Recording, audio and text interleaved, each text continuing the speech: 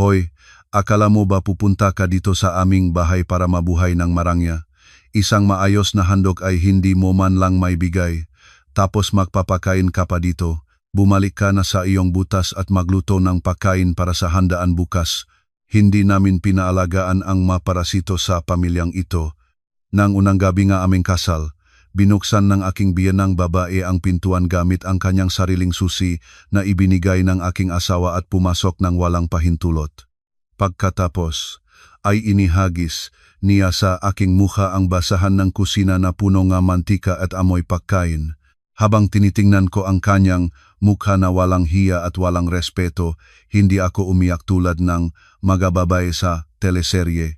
Sa halip, uminom ako ng malamig na tubig at ngumisi. Parasito, nakakatawa talaga.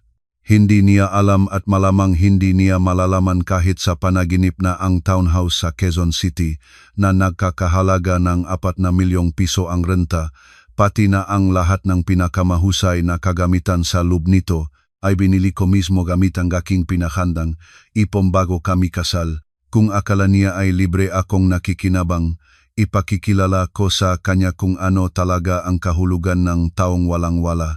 Mag-subscribe na kayo at samahan ninyo ako sa panunod kung paano magsusukli ang bida na ating kwento. Nagsisimula na ang lahat.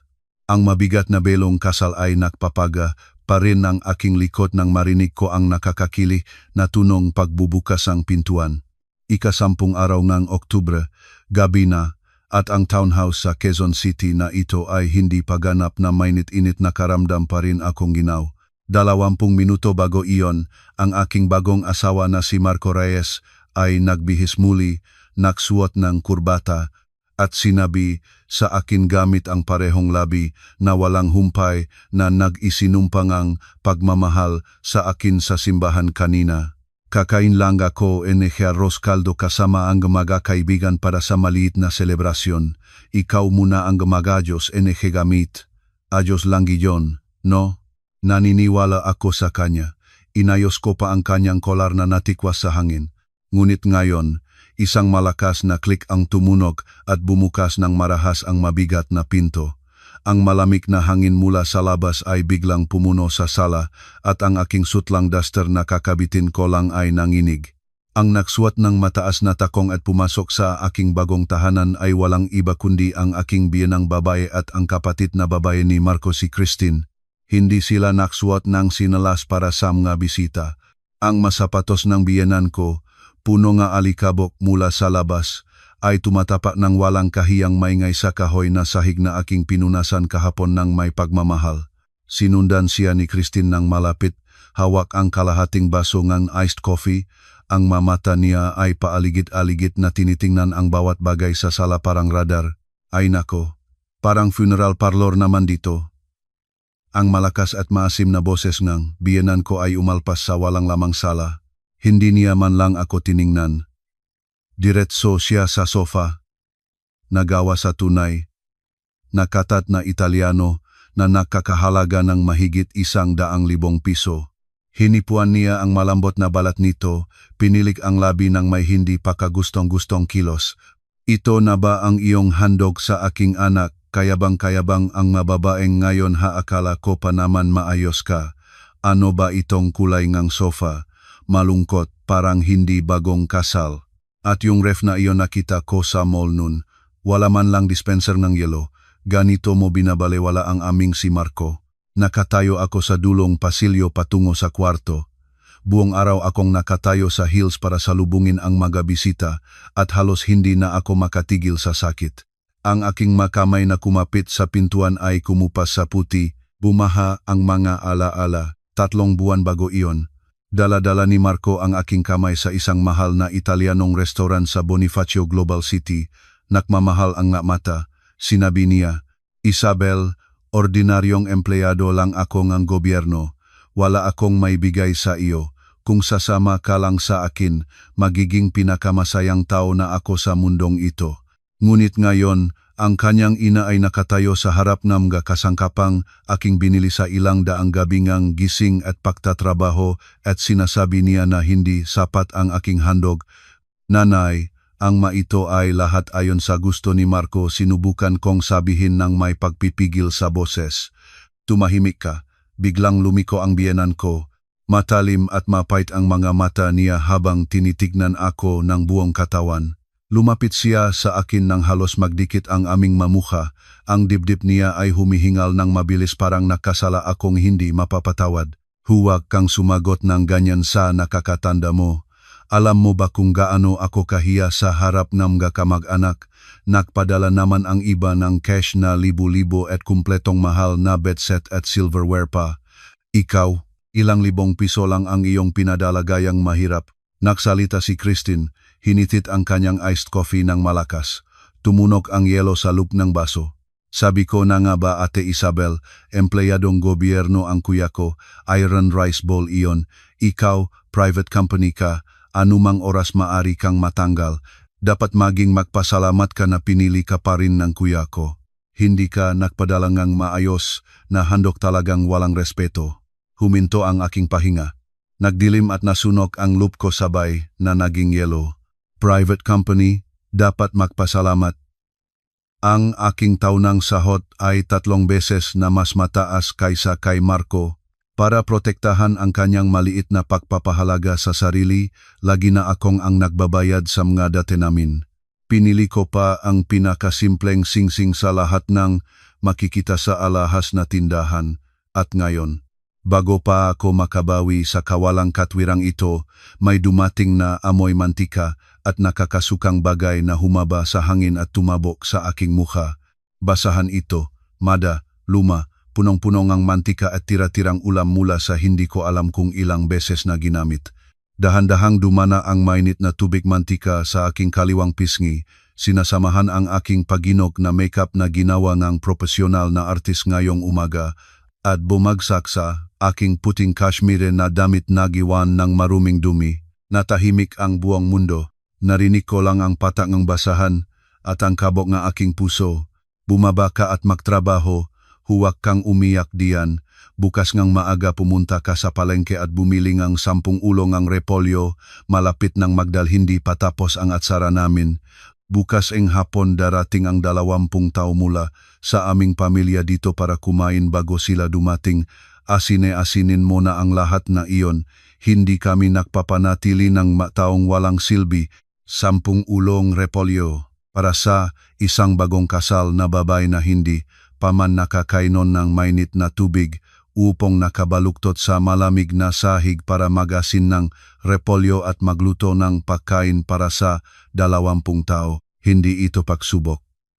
Ito ay malinaw na pang-aabuso, isang lantarang pagtatangka na sirain ako mula pa sa unang gabi at gawin akong libreng alipin ng pamilyang ito.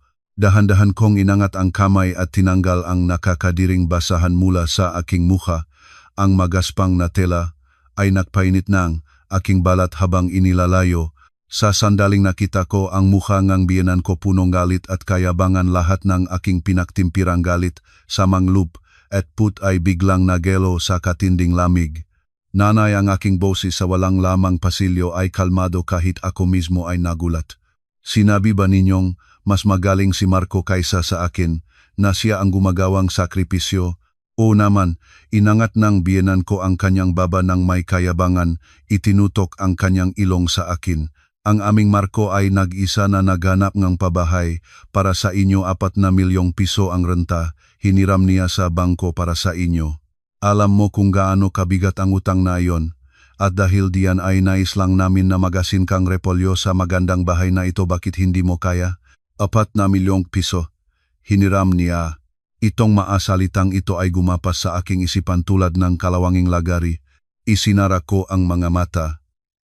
Lumitaw ang eksena sa bangko. 3 buwan na ang nakaraan. Ang buong ipon ko sa 7 taon ng pagtatrabaho. Ang aking condominium unit bago kami kasal na ibinenta ko. Lahat ng aking iPhone, mahigit 4 na milyong piso, ay ipinadala ko ng walang pag-aalangan sa account ng may-ari ng bahay. Ang pangalan sa kontratang renta ay malinaw at tiyak, Isabel Santos lang. Ngunit ang lalaking nangako ang buhay at kaluluwa para sa akin, hindi lang niya itinago ang katotohanan sa kanyang pamilya, itinaas pa niya ang 4 na milyong piso na iyon bilang kanyang sariling sakripisyong pagmamahal. Nagpanggap siyang bayani sa harap ng kanyang ina at kapatid ang duha, ngunit marangyang lalaki na inialay ang lahat para sa kanyang minamahal. At ako, naging parasitong nakikipagsama at tinatanggap ang pagamak.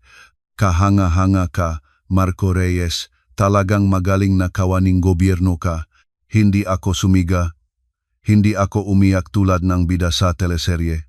Sa halip, dahan-dahan at may kahinhinan kong kinuha ang tissue at unti-unting pinunasan ang dumi sa aking pisngi. Sa bawat pahid, nadurog ang isa pang ilusyon ko tungkol sa kasal na ito. Itinatapon ko ang marumig na tissue kasama ng basahan sa basurahan. Pagkatapos ay lumiko ako, lumakad patungo sa rack ng susi sa may pintuan at kinuha ang aking bag, isang longchem na regalo ni Marco noong aming unang anibersaryo, ngunit siningil sa aking sariling credit card. Saan ka pupunta? Hindi mo ba narinig ang sinabi ko tungkol sa repolyo? Narinig ng biyenan ko ang aking kilos at biglang sumigaw, suot pa rin ang heels at tumatakbo para hawakan ang aking braso. Bahagya akong lumayo, iniwasan ang kanyang kamay. Habang tinitignan ang kanyang nagulat na mga mata, isang malamig na ngiti ang lumitaw sa aking labi, isa na hindi ko kilala sa aking sariling mukha. Nanay, tumingin ako ng diretso sa kanyang mata. Bawat salita ay malinaw at tiyak. Kung ang bahay na ito ay inyong iniisip na sa inyong anak, gamitin ninyo ito ng buo. Umaasa akong ang hangin ng 4 na milyong pisong renta nito ay makapagpapahinga sa inyo. Nang matapos ang aking salita, hindi ko natiningnan ang kanyang natigil na muka ni si Christine na nakatayo ng walang malay sa tabi. Binuksan ko ang mabigat na pintuan at lumabas ng hindi na lumingon. Walang hiyang babae, huwag kang lumabas diyan. Kung lalabas kang pintuan na iyon, huwag kang makbalik sa pamilyang Reyes magpakailanman. Ang sigaong biyenan ko ay sumalpok sa pasilyo at ang matalas na boses ni Christine ay sumunod sa kanya. Hindi ako tumigil sa paglakad. Pinindot ko ang pababa na buton ng energy elevator. Nang magsara ang pintuan ng elevator, ang mga sumpa at pagmumura ay biglang naging gaya ng mga bagay sa ibang mundo, ganap na naputol. Ang gabi ng Quezon City. Ang malamig na hangin ay mariing humampas sa aking pisngi. Lumabas ako ng mabilis mula sa gusali at nagtuloy sa isang 2-4-hour coffee shop sa kanto. Nang itulak ko ang pintuan ng salamin, mainit na hangin ng aircon ang sumalubong sa akin, ngunit ang lamig na nakarating na sa aking mabuto ay hindi maaring matunaw. Isang iced coffee po, maraming yelo. Tinanggap ko ang kape, humanap ng sulok na upuan, at umupo. Kumagat-kagat ako ngang yelo. Hayaang ang kalamig na iyon ay bumaba sa aking lalamunan hanggang sa tiyan para puwersahang payapain ang aking nagnangalit na sikmura. Kinuha ko ang aking smartphone. Ang maliwanag na ilaw nga screen ay kumisap sa aking walang ekspresyong mukha. Hindi ako tumawag kay Marco para magtalo. Ang pinakahusay na ginagawa ngang mamang aabuso ay gawing itim ang puti, huminging libong paumanhin at balutan ang kanilang pagiging makasarili. Ang kailangan ko ngayon ay hindi paliwanag kundi aksyon. Binuksan ko ang aking contact list at hinanap ang numerong ginamit ko nung lumipat kami noon. Magandang gabi po. Santos Premium Movers po ito.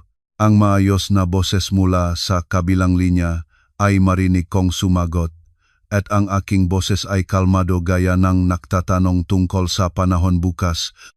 Kailangan ko ng VIP emergency service ngayon din. Ang address ay, binigay ko ang address at numero ng unit. Ngayon din, wala akong pakialam sa gastos. 3 beses na bayad kasama ang night rate at rush fee. Isang kahilingan lang ang mayroon ako. Sandaling itinaas ko ang tingin ko sa bintana. Tinitignan ang gusaling iyon na nagniningning sa malayo. Lahat ng aking gamit sa loop nga, unit na iyon walang matitira. Mula sa ref, sofa, matres, bide sa banyo, hanggang sa mga palayok at pinggan sa kusina bawat isa. Walang matitira sa loob maliban sa mga dingding. Pagkatapos ng tawag, pinindot ko ang numero ngang may-ari ngang bahay. Maraming tunog bago sumagot ang gontok na may-ari. Hello? Ito ba si Isabel Santos? Bakit ka tumatawag ngayong gabi? Pasensya na po sa oras, sabi ko sa pinaka-profesional na tono. Si Isabel Santos po ito, ang tanan ng inyong unit sa Quezon City.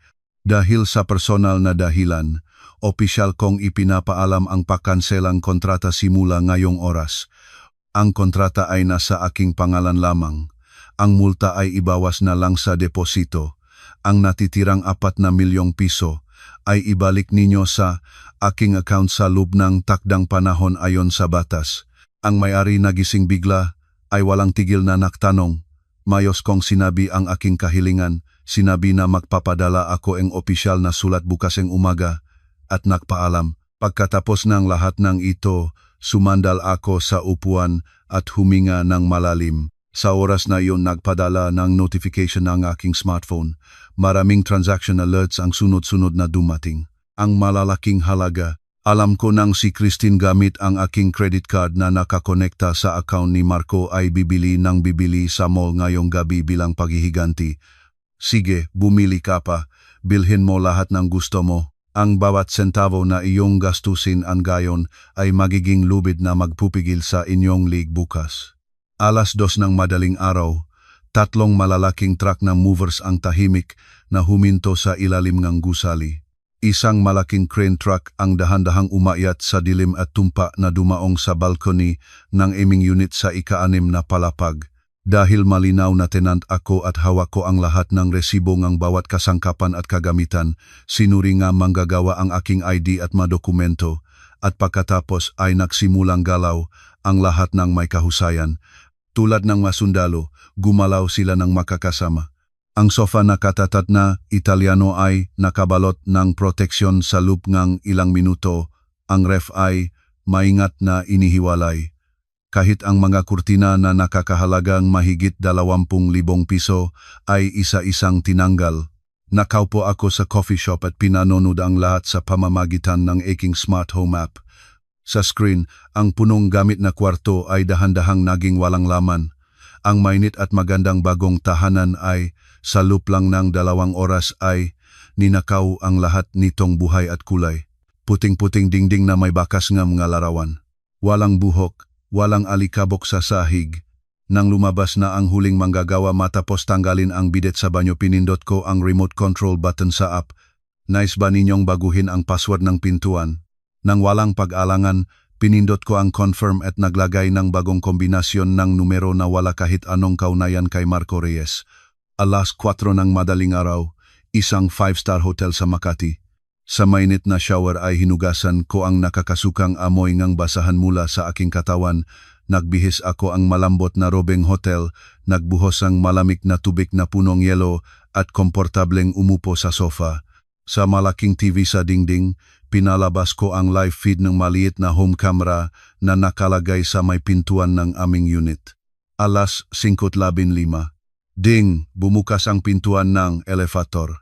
Sa screen ay lumitaw ang 3 malabong figura. Si Marco ay namumula ang mukha, kalahati na ang kurbata at ang buong katawan niya ay amoy bulalo at alak mula sa isang murang kainan. Nakasandal siya sa balikat ng kanyang ina sa isang kamay at sa kabilang kamay ay nagahanap sa bulsa. Ang biyenan ko at si Christine ay puno ng malalaking shopping bags na may maliwanag na logo ng kilalang brand at ang mga mukha nila ay puno ng ngiting mapagtagumpay. Kuya, nakita mo ba kung gaano kagahaman ang ekspresyon niya nang umalis siya kanina? Sino ba naman siyang inisip anak ng mayayaman? Si kuya naman ang nag-alay ngang lahat para sa kanya, tapos ganyan ang ugali niya. Inilabas ni Marco ang kanyang kamay at hinawakan ang keypad.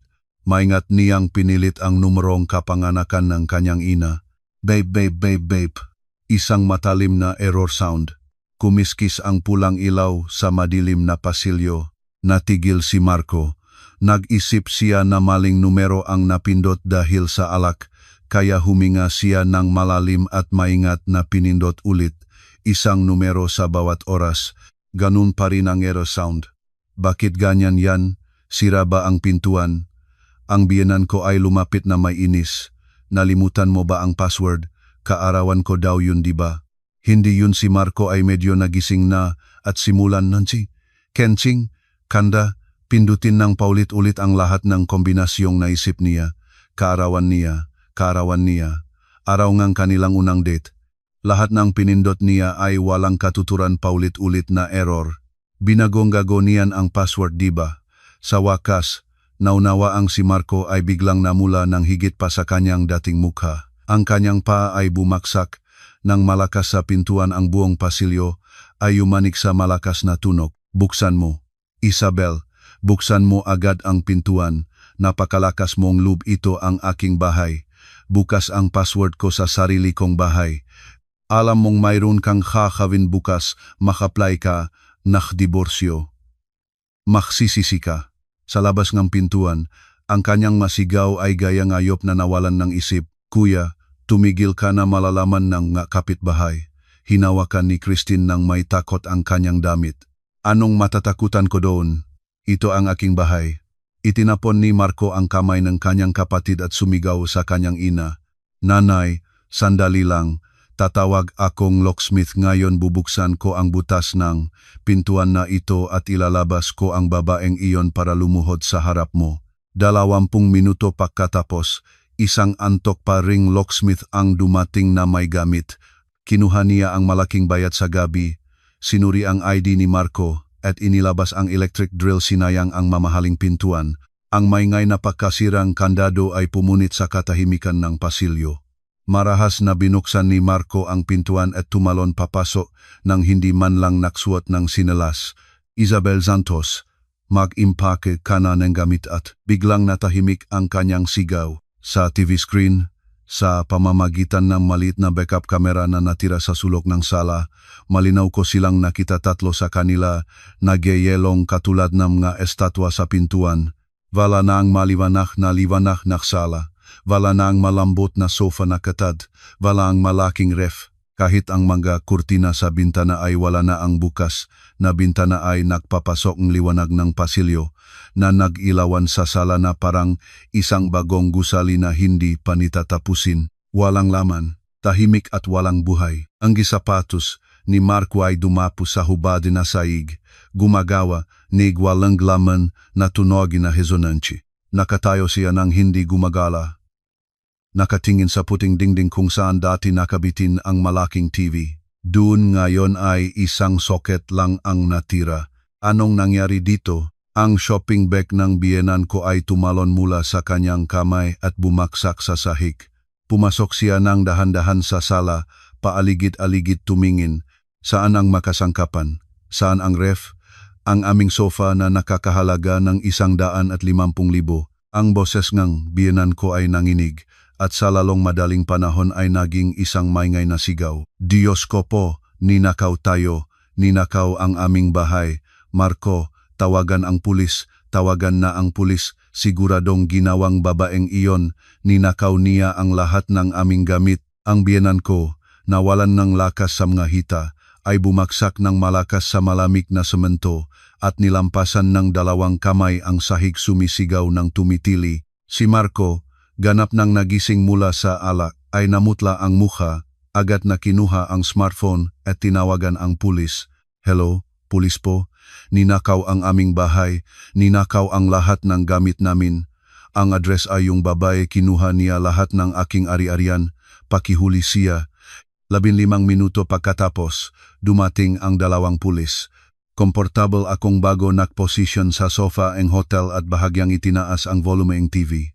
Huwag ninyong hayaang makalaya ang babaeng iyon, magnanakaw siya, ninakaw ang aking anak, ang 4 na milyong pisong renta ang bahay na ito at kinuha ang babaeng iyon ang lahat ng gamit. Ang biyenan ko, nang makita ang mapulis, ay dumapo sa kanila tulad ng humahol sa pilipit na lubid. Itinuturo ang walang alikabok na walang lamang kwarto habang umiyak.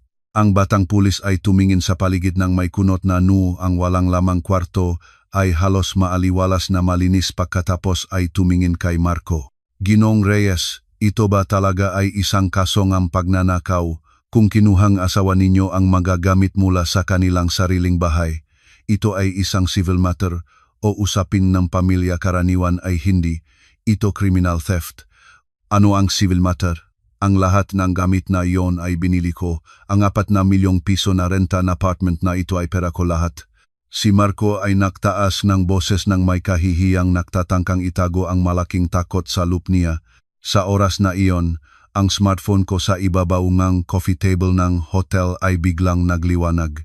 Isang hindi kilalang numero na may lokal na area code. Pinindot ko ang sagutin, sabay na pinagana ang record. Hello? Ito ba si Isabel Santos? Dito sa Quezon City Police Station ito. Nagbibigay kaming tawag dahil ang asawa ninyo, si Marco Reyes, ay nagulat na kinuha ninyo ang lahat ng gamit mula sa unit ng walang pahintulot niya. Totoo ba ito? Pulis po, kinuha ko ang aking baso ng tubig at malumanay na iginiling. Ang aking boses ay marinig ng lahat sa loob ng unit sa pamamagitan ng speaker ng pulis. Una, si Marco Reyes ay hindi pa ang aking legal na asawa. Hindi pa kami nagpapakasal sa civil registry. Pangalawa, ang kontratang rentangang unit na iyon, pati na ang bawat resibo ngang bawat kasangkapan at kagamitan sa loob nito ay nasa pangalan ko, Isabel Santos lamang. Nagsimula na akong mag-abiso sa may-aringang bahay tungkol sa pakanselang kontrata. Sandaling huminto ako, binalikan ang hininga sa kabilang linya, at nagpatuloy. Inilipat ko lang ang aking personal na ari-arian sa isang gabi. Anong batas ng Republika ng Pilipinas ang nilabag ko? Ilang segundong katahimikan. Pagkatapos, ang boses ng pulis ay lumipat kay Marco malamig at formal. Ginoong Reyes, nakumpirma na namin. Lahat ng resibo at kontrata ng renta ay nasa pangalan ni Isabel Santos. Kinuha lang niya ang kanyang sariling ari-arian. At kakatatawag pa lang ng may-aring bahay ang kontrata ay nakansela na, kaya kinakailangan ninyong lisanin ang lugar bago mag-umaga bukas. Sa TV screen, ang pagmumukha ni Marco ay biglang nagbago mula puti papuntang gabo. Natitisod siyang umurong, ang mga mata ay malawak at naniniwalang hindi pa rin. At ang biyenan ko na nakaupo sa sahig sa sandaling naunawaang ang sitwasyon, biglang niliko ang ulo niya at tinahimik na tiningnan ang kanyang anak. Pulis, yata okay na ang lahat, magbabayad na kayo ang inyong trabaho. Magandang gabi po. Bago ko tapusin ang tawag, ang biyenan ko sa screen ay nagsimulang kumamot ng semento ng walang kontrol. Dahan-dahan ko itinapat ang baso at ang yelo ay nagbigay ng malinaw at magaan na tinkle sa salamin. Sa TV screen, ang mukha ng biyenan ko noon ay puno ng kayabangan at kasamaan ay ngayon ay nayayelong sa pinakakatawa-tawang anyo. Ang makalamnan ng mukha niya ay nakakrampa ng walang kontrol. Sa matinding pagkabigla, ang makulubot sa paligid ng kanyang mga mata ay lumalalim. Ang babala na lisanin ang lugar bago mag-umaga ay tulad ng kalawanging martilyo na durog sa kanyang hungkag na kayabangan. Dahan-dahan ang kanyang malabong mga mata ay lumipat 1 milimetro sa bawat oras hanggang sa tumibok ng tuwid sa mukha ni Marco. Marco, ang boses ng biyenan ko ay nanginig tulad ng tuyong sangang kahoy bago masira sa bagyo. Ano ang sinabi ng pulis? Ang kontratang renta ay nasa kanya, ibig sabihin niyan. Ang 4 na milyong piso ay sarili mong hiniram mula sa bangko. Yan ang sinabi mo sa akin. Yan ang sabi mo, ito ay iyong bahay. Si Marco ay tigas ang katawan sa kung saan siya nakatayo. Ang noo niya ay basang pawis. Sa gitna ng malamig na gabing Disyembre, ang likod ng kanyang polo ay basa na basa. Bumukasara ang kanyang labi, ngunit wala siyang masabi.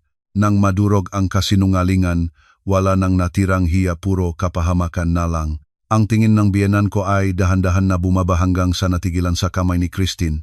Hawak nito ang isang malaking shopping bag na may malaking logo nga Hermes, ang mabiniling gamit mula sa aking credit card ilang oras na ang nakaraan. Gago ka talaga. Biglang sumiga ang biyenan ko ng isang kakilakilabot na iyak. Dumukwang siya kay Christine. Hinakaw ang mabigat na shopping bag at buong lakas na itinapon ito sa ulo ni Marco. Ang makapal at matigas na kahon sa loob ng bag ay tumpak na tumama sa kanyang temporal, isang mabibigat na tunog. Si Marco, walang pagkakataong umiwas, ay bumaksak tulad ng tuta na naputol ang gulugod sa hubad na semento at dumulas ng malayo. Kuya, sumigaw si Christine at binitawan ang kanyang iced coffee. Ang brown na kape at yellow ay bumaksak ng maingay sa dungis na sahig. Parang kulay kanilang kababaang loob na nadurog. Ang dalawang pulis sa pintuan ay tinitingnan ang lahat ng ito ng may pagamak at kawalang pakialam tulad ng nagmamasid sa dalawang ipis na nakakagat sa basurahan. Hindi man lang sila pumagitna. Komportable akong nakaupo sa malambot na sofang hotel, dahan-dahang nilunok ang malamig na tubig. Ang malamig na iyon ay bumaba sa aking lalamunan at doon ay ginaw nito ang huling bahaging ang init na natitira sa aking puso mula sa 8 taon ng pagmamahal. Kinuha ko ang remote at pinindot ang power button. Naging ganap na dilimang screen at ang kanilang mga siga at pag-away ay ganap na nahiwalay mula sa aking mundo.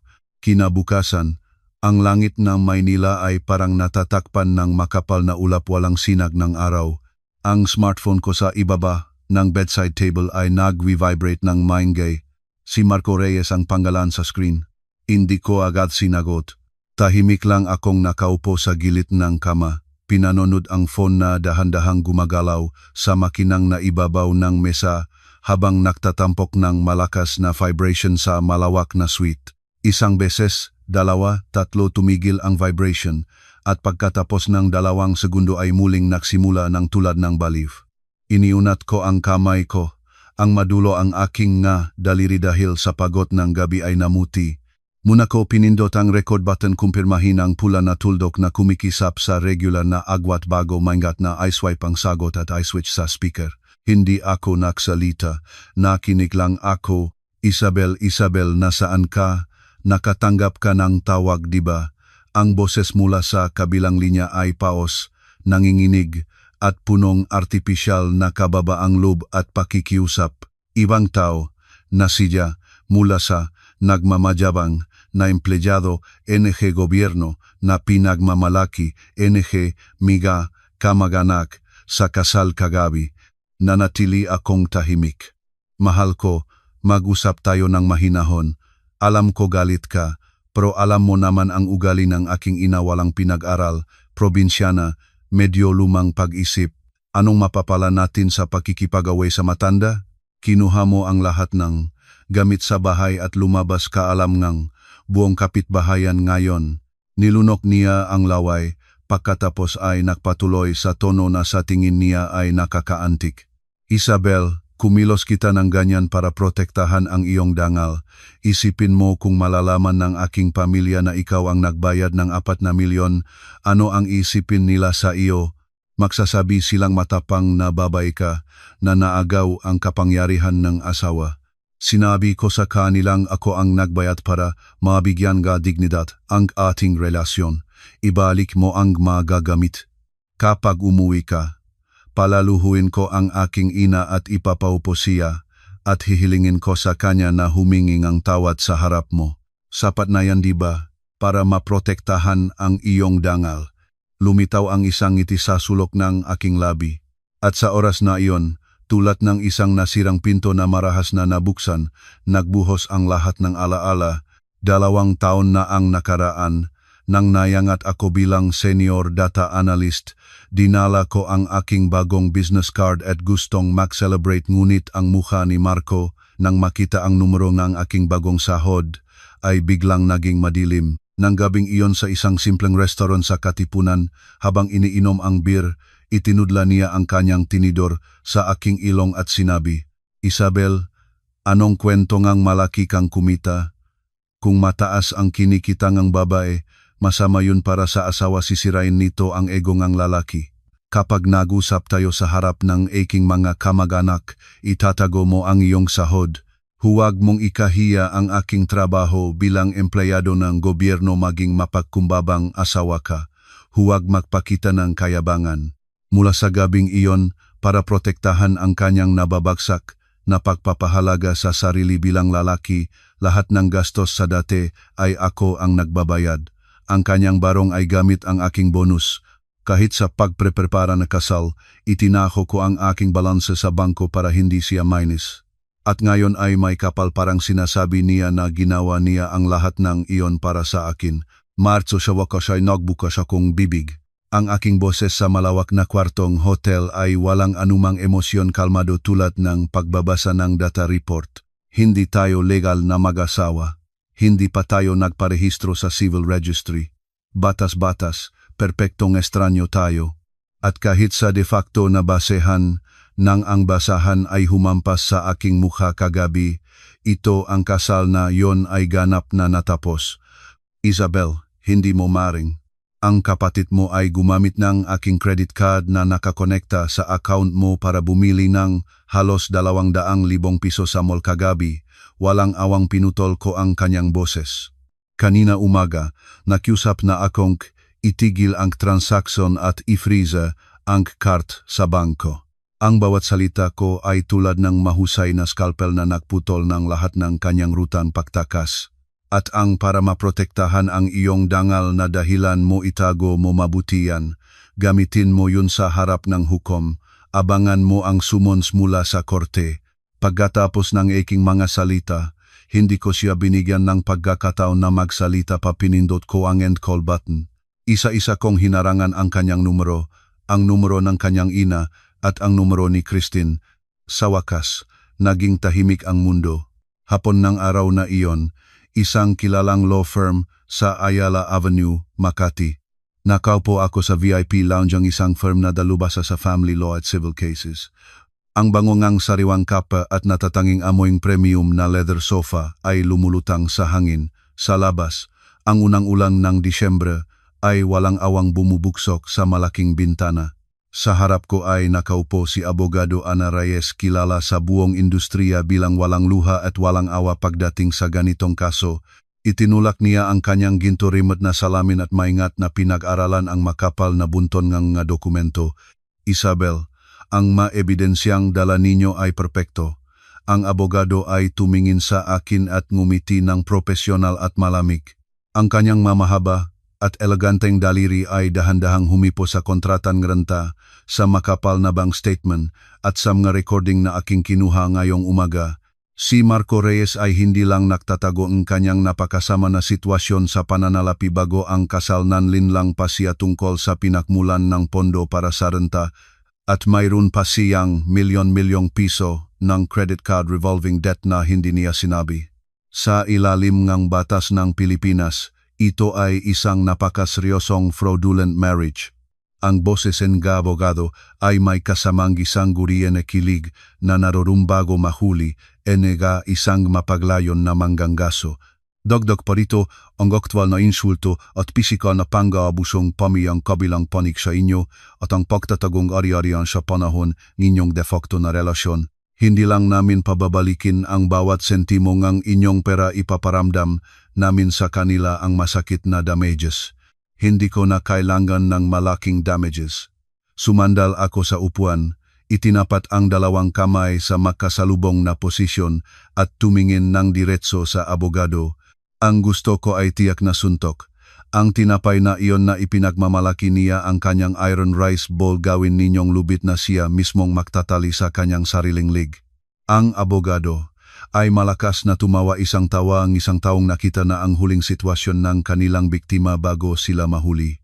Ayon sa inyong kagustuhan, ngayong hapon magpapadala na kami ng asset freeze petition sa korte. Bilang unang hakbang, ang sweldo account ni Marco Reyes at ang kanyang retirement fund lalagyan namin ng pulang garnishment order. Pulang garnishment order para sa isang empleyadong gobyerno na nagbibigay halaga nga higit sa kanyang buhay sa reputasyon at face sa Pilipinas. Ito ay katumbas ng isang panlipunang death sentence. Isang linggo pagkatapos, hindi ako naroon sa lugar, ngunit ang ulat ng abogado ay sapat na para mailarawan ang eksenang iyon ng buo sa aking isipan. Sa City Hall kung saan nagtatrabaho si Marco. Sa isang hapon ng aktibong trabaho, katahimikang nagpapalabas lang ng tunog ang keyboard ang opisina. Biglang pumasok ang ilang court marshals na may opisyal na wage garnishment order at bumusog sa opisina ng Human Resources sa isang gobyernong organisasyon na punong mahigpit na hierarchy at seniority, walang sikreto na nananatiling lihim. Ang court document ay naging isang napakalaking bomba na nagyanig sa buong City Hall. Ang makasamahan na kaninang nasa water cooler para mag-usap tungkol sa golf tuwing Sabado ay biglang nagbabangang boses at naktipon sa sulok. Tinitingnan si Marco na namuti ang muka sa kanyang upuan tulad ng isang may nakakahawang sakit. Narinig mo ba? Ang sahog account ni Marco ay dinampot ng korte. Ang magandang rental apartment na iyon kuha raw niya sa panloloko sa asawa. Hala, lagi naman siyang nagmamalaking mayaman ang pamilya nila pala puro utang lang. Ang ina pa niya ay hindi lang lumaban sa manugang tinahol pa niya. Ngayon pinalabas ng babae ang lalaki sa unang gabi ng kasal. Ganyang ugali ang taong yan, paano niya mananatili dito sa ating opisina? Kahiya-hiya. Ang magulong na ito tulad ng karayom na may lason ay tumpa na tumalap sa puso ni Marco na nun ay puno ng kayabangan. Ang imahe niya bilang magino at mayamang empleyado ng gobyerno ay sa sandaling iyon ay ganap na bumagsak at naging putik. Tinanggal siya sa listahan ng mga kandidato para sa promosyon at ang kanyang department head ay tinawag siya sa isang oras na pagpapalabas ng hinanakit tungkol sa skandal na ito at iniutos sa kanya na ayusin ang sitwasyon agad. Ang kanyang hinaharap ay ganap na nakasara, ngunit ito ay simula pa lang ng impyerno. Nang mawalan ng proteksyon ang 4 na milyong pisong rental, ang 3 miyembro ng pamilya Reyes ay parang kuhol na tinanggal ng balat sa gitna ng malamig na panahon ng Disyembre sa Maynila. Dahil ang sahog account ni Marco ay nagarantiyahan ng korte at ang minimum na halaga lang ang natitira para mabuhay, walang kaya ang pamilya na maging deposito ng pinakamuramang apartment. Hinirap pang mababayaran ng card ni Christine at na mautang sa bangko. Sila ay napilitang lumipat sa isang maliit at malamig at halumigmig na apartment sa Sampaloc. Walang sikat ng araw, may amag sa mga sulok. Huling linggo en Disyembre, malamig na Biyernes ang gabi, malalaking patak na ulan ay bumaksak ng walang tihil. Ang temperatura ay bumaba ng ilang degree sa gabi. Suot ko ang pinakamagandang business attire na perpektong sukat sa aking katawan, nakasuot ng mayos na trench coat at nakaupo sa driver's seat ng isang Toyota Land Cruiser na aking binayaran ng buo. Mainit ang aircon sa loob. Ang mamainit na upuan ay nagbibigay ng kayaayang init mula sa aking likod pababa. Mula sa radyo ay umagos ang tahimik na musikang cello. Huminto ako nang malumanay sa harap ng isang semaporo sa isang lumang commercial street sa Sampaloc. Sa makabilang gilid ng kalsada ay malumang tsarinderya at murang karinderya ang nahanay. Sa pamamagitan ng makapal na tinted glass, ang aking tingin ay nakababad sa isang makipot na eskinita. Doon, sa sulok na puno nga nagsikip na basura, may nakaluhod na isang matandang babae na nagtatangkang hilahin ang malaking itim na basurahan. Isang matandang babae. Nakasuot siya ng mga makakaibang kulay na lumang sweater na punong bubbles at sa ibabaw nito ay isang plastic apron na may mansang mantika at sinigang na sabaw. Ang kanyang buhok ay nakadikit sa basang pawis at ulan. Sa nalaladlad na sahig, natapilok ang kanyang paa at siya ay nahulog sa mga dumi. Ang itim na supot ng basura ay napunit at lumabas ang bulok na tira-tirang gulay, mga butong manok, at puting-puting taba na nakbuhos sa kanyang buong katawan at mukha. Nanatili siyang nakahandusay sa lupa, sinusubukan ng mga kamay na makalayo. Sa oras na iyon, ang asol na ilaw na posta ay nakliwanag.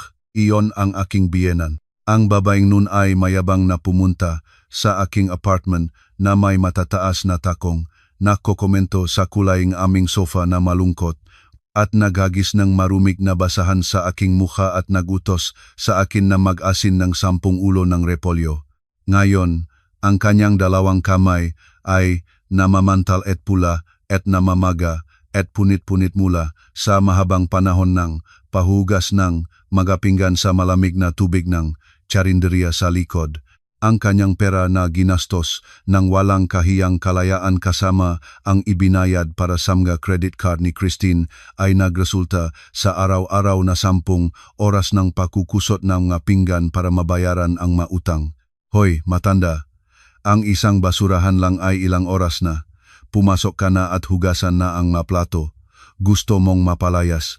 Ang may-ari ng tsarinderya ay lumabas sa pintuan sa likod, kamay sa baywang, at nakmumura sa kinaroroonan ng biyenan ko. Ang biyenan ko ay nagulat at nanginig habang nagsisikap na tumayo. Sa sandaling iyon, ang kanyang malabo at mapulang mga mata ay tumalap sa Land Cruiser na nakasalamin sa liwanag ng kalsada. Ang kanyang tingin ay umakyat sa malaking logo sa harap ng sasakyan at dumaong sa driver's seat at sa aking muka. Tumigil ang panahon. Nakita ko nang malinaw ang pagbabago ng kanyang ekspresyon mula sa pagkalito patungo sa pagkabigla hanggang sa isang kaguluhang kahalo ng pagkamanhid. Isabel, ang kanyang malabi ay nanginig habang bumubukas. Sa susunod na sandali, parang isang nalulunod na tao na tumatakbo patungo sa isang lubid, bumangon siya ng pabali-bali mula sa basurahan at dalidalik na lumabas sa mga dumi, umusad-usad patungo sa aking sasakyan. Isabel, anak ko. Isabel, umiyak siya, iniunat ang kanyang marumi at mantikabasang mga kamay patungo sa pinto ng aking sasakyan. Isabel, patawarin mo ako. Natamlay ang matanda na kamali. Ang aming Marco ngayon ay araw-araw lang uminom sa amag na apartment. Wala nang gustong kausapin siya sa trabaho. Maawa ka sa amin. Kung bumalik ka lang maupo ako sa iyong paanan magpakailanman, magiging alipin kita. Ang kanyang uhog at luha ay nakahalo at ang kanyang mukha bitak-bitak sa hangin at ulan ay nakadikit sa aking salamin, nag-iwan ng marumik na bakas. Hindi ako nag-aksyon ng sasakyan. Hindi ko ibinaba ang bintana. Nanatili akong nakaupo sa malamig na upuan at nagmasid sa kanya ng gaya ng isang tao na nagmamasid sa isang trahedyang obra maestra. Sa sandaling ang kanyang marumik na kamay ay muling naghandos sa bintana. Bumukas ang pintong pasahero ang bodyguard na aking kinuha para sa araw na ito at lumabas. Sa itim na coat at maputing guwantes, walang pagbabago ng ekspresyon. Iniunat ng bodyguard ang malakas na braso at hinakot ang matanda sa balikat ng damit at walang awang itinatapon siya mula sa sasakyan tulad ng maruming basura. Ang kahindik-hindik na sigaong biyenan ko ay pumutok at ang kanyang ngapa ay nadulas sa basa-basang aspalto at muli siyang bumaksak ng maingay sa tabing ng bulok na basurahan. Tinitignan ko siya na umiyak at kumukuha ng dibdib habang nakahandusay sa basurahan at dahan-dahan kong pinindot ang pababa na buton ng bintana. Ang malamig na ulan ng Disyembre at ang nakakasukang amoy ng basurahan ay biglang sumalunga sa mainit na hangin ng lubngang sasakyan, ngunit wala ni isang kilay na gumalaw sa aking mukha.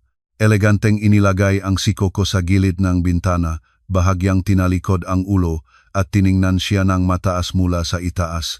Nakita ko ang kanyang kamay na mamantal, may dugo at ang mantika basang apron niya.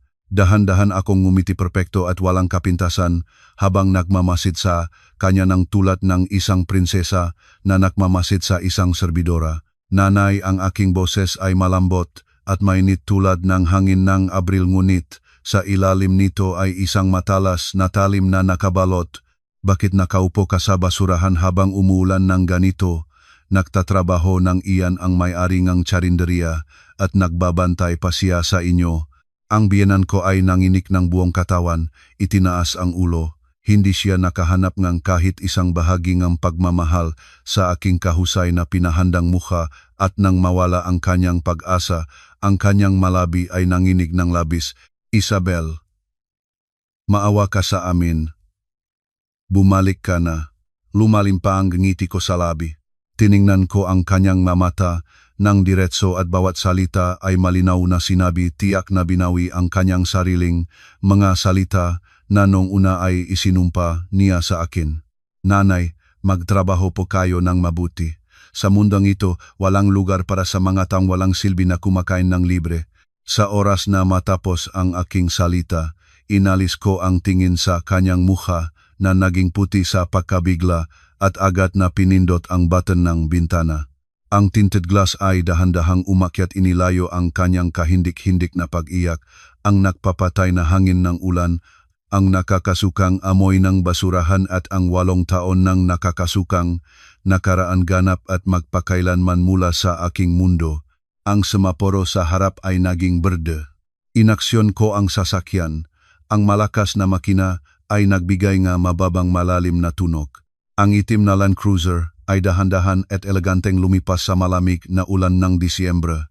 Sa walang lamang kalsada, sa ilalim ng malamig na gabi ng Maynila, ang natitira ay isang matandang babae na kumukuhang ng dibdib sa tabingang basurahan, umiyak nang walang sumasagot magpakailanman. Hanggang dito ang kwento ngayon. Umaasa kaming nagbigay itong kasiyahan sa inyong lahat. Palagi kayong manatiling masaya.